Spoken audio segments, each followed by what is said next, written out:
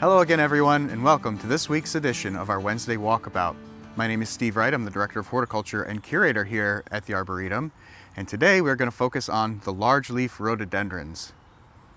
So I'm standing here in front of Consolini's windmill, which is truly a spectacular large leaf rhododendron.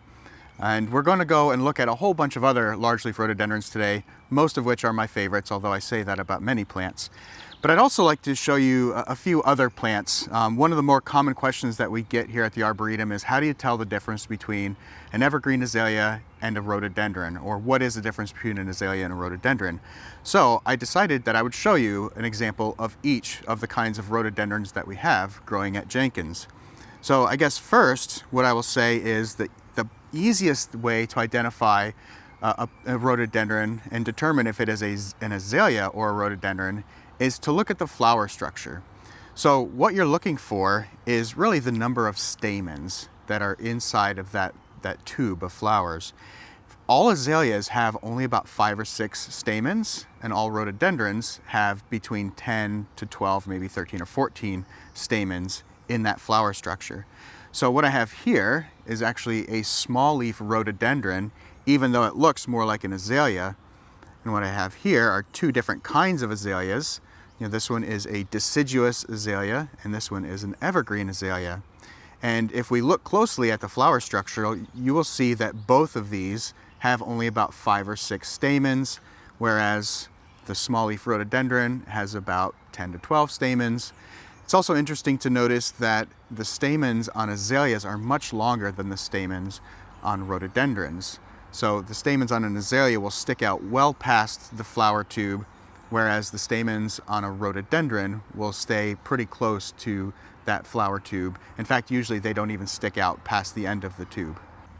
Jenkins' collection of large leaf rhododendrons is pretty extensive, and one of the more interesting things about the collection is how many unnamed plants we have.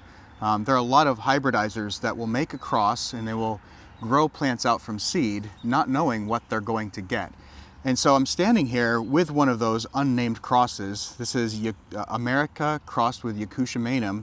And you see it's got this beautiful dark pink sort of frilly petals, and it's really quite stunning. And we planted several of these seedlings out here together, and actually just right behind it is another plant from that same seed lot that has quite different flowers.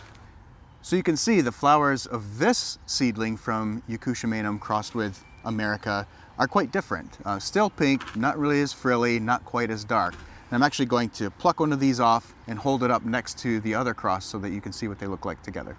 So although there are a lot of really beautiful large leaf rhododendrons in the collection, I have to say that this has to be among my favorites. This is a hybrid that used to be known by the name of Morris 452, and it was recently registered under the name of Elmer's Gift by a local hybridizer and our former board president. And really, it's a knockout. Like all groups of plants, the genus Rhododendron is quite diverse. It has a lot of different growth forms and habits, flower colors, flower structures, and so on.